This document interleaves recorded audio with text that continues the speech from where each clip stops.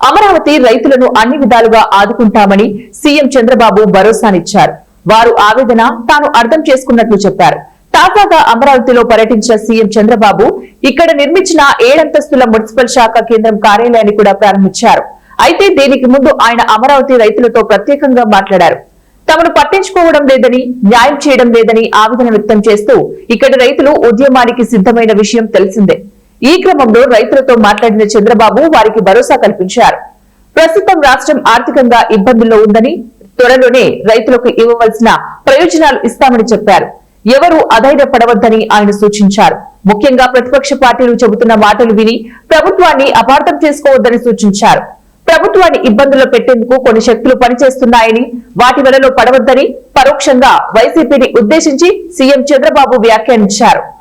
అనంతరం మున్సిపల్ శాఖ ప్రధాన కార్యాలయాన్ని సీఎం చంద్రబాబు ప్రారంభించారు.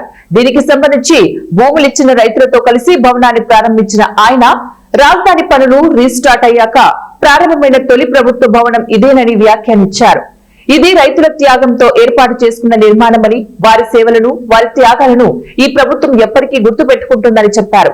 భవనాన్ని ప్రారంభించిన అనంతరం భవన నిర్మాణ తీరును మంత్రి నారాయణను అడిగి తెలుసుకున్నారు.